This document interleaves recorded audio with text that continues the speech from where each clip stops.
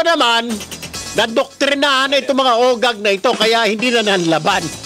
Mahigit 5 milyong halaga ng alahas, relo, pera, cellphone, Diyos ko po, na-recover sa 5 miyembro ng dugo-dugo at budol-budol gang. Sus, Mario Joseph, sana nanlaban na lang ito. Narito ang report.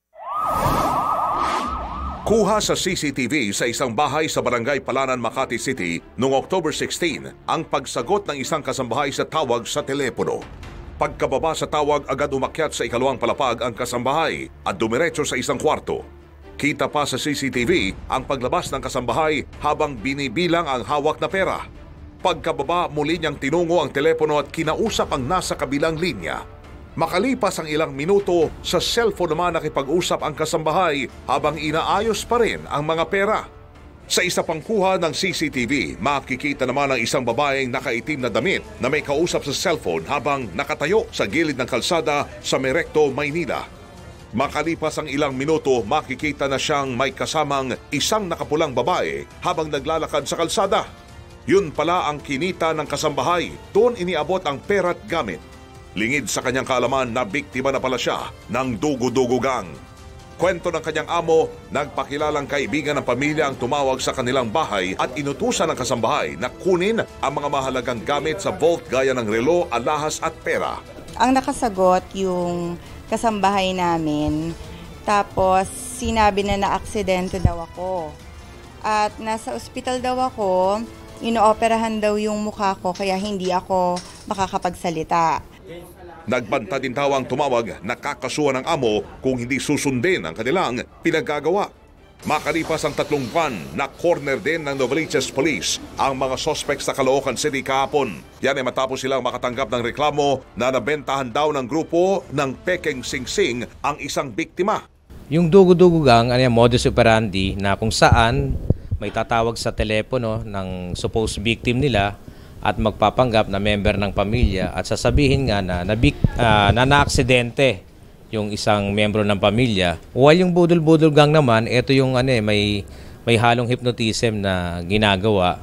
So kahapon may nabiktima rin dito sa area ng Novaliches kung saan nabentahan naman siya ng diamond ring na worth na 15,000 pesos. Kinilala ang mga suspect na sina Bernadette de Guzman, Jen Sanchez, Julieta Joseph, Dayan Crisostomo at Melvin Pasha. Na-recover sa kanila ang isang vault na naglalaman ng 25 mamahaling relo, iba't ibang klase ng alahas at perang abot sa 65,000 pesos. Isang dosenang cellphone din ang nakuha sa mga suspect at mga telephone directory. Sa kabuuan, abot sa higit 5 milyong piso ang nakuha sa mga suspect na hindi naman itinanggi ang mga krimeng nagawa. Tumatawag po sa bahay-bahay. Tinitignan po namin sa libro. Basta hati-hati po kami. Halimbawa po, kumita kami ng 50,000. Hahatiin po yun sa 4. Sinubukan naman daw suhulan ng mga suspect ang hepe ng Novaliches Police Station kapalit ng kanilang kalayaan. Kanina, sabi nila wag na silang ulihin at sa amin na lang yung laman ng vault. No?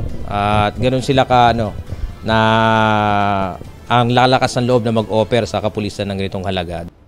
Maharap ang mga suspect sa kasong swindling, estafa at paglabag sa anti-fencing law. Sa mga nabiktima naman ng mga suspect, agad makipag-ugnayan sa Novaliches PNP para matulungang maproseso ang iahaing kaso sa mga suspect. Weng de la Peña, Radio Pilipinas. Ay, tandaan ho ninyo yung mga mukha kung kayo ay yung mga lalo na yung kasambahay na nakaharap ito mga buang na ito. Pumunta ho kaagad kayo sa police station. Saan ba ito, Marloy? Sa Quezon City?